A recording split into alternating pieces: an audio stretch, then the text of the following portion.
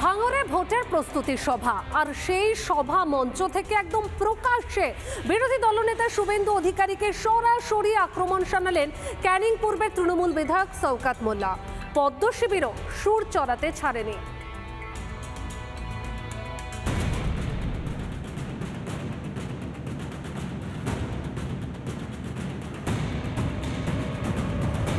বছর ঘুরলেই রাজ্যে মহারণ। বিধানসভা ভোট এগিয়ে আসতেই কি শুরু তৃণমূলের ধমক চমকের রাজনীতি?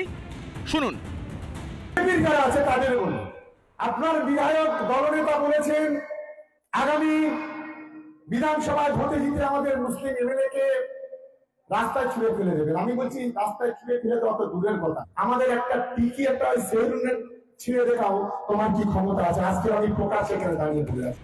এরপরেই ক্যানিং পূর্বের তৃণমূল বিধায়ক সরাসরি আক্রমণ করেন শুভেন্দু অধিকারীকে। আমাদের তো দূরের কথা, একজন সংখ্যালঘু পরিবারের গায়ে হাত দিয়ে শুভেন্দু অধিকারীর মতো যদি বাপের বেটা হয়, বাংলার একজন সংখ্যালঘু মুসলমানের গায়ে হাত দিয়ে কত ধানে কত চাল, ওকে শুয়ে আসলে কয়েক ঘন্টার ওকে বুঝিয়ে দিয়ে আমরা ছেড়ে। তবে এটাই প্রথম নয়, এর আগেও বারংবার বিরোধীদের হুমকি হুঁশিয়ারি দিতে শোনা গিয়েছে শওকত মোল্লাকে। বড় বড় কথা বলছি নওশাদ, ও তো 1 নম্বর আসামি হওয়ার কথা। আমি যদি মনে করতাম ওকেই তো 1 নম্বর আসামি করে দিতাম।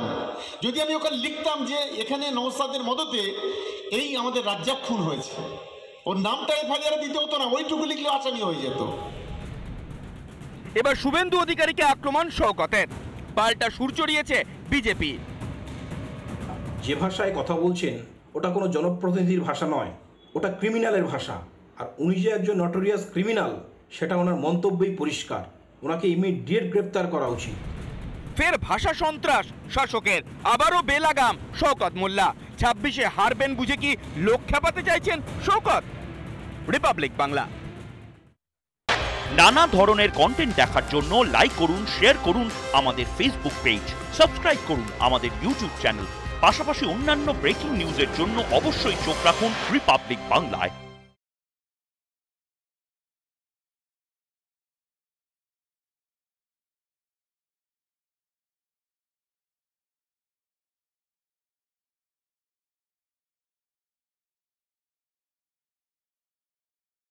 নানা ধরনের কন্টেন্ট দেখার জন্য লাইক করুন, শেয়ার করুন আমাদের ফেসবুক পেজ, সাবস্ক্রাইব করুন আমাদের ইউটিউব চ্যানেল। পাশাপাশি অন্যান্য ব্রেকিং নিউজের জন্য অবশ্যই চোখ রাখুন রিপাবলিক বাংলায়।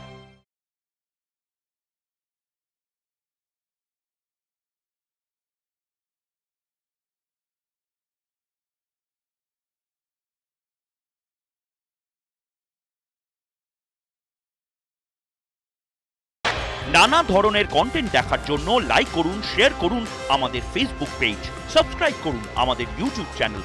পাশাপাশি অন্যান্য ব্রেকিং নিউজের জন্য অবশ্যই চোখ রাখুন রিপাবলিক বাংলায়।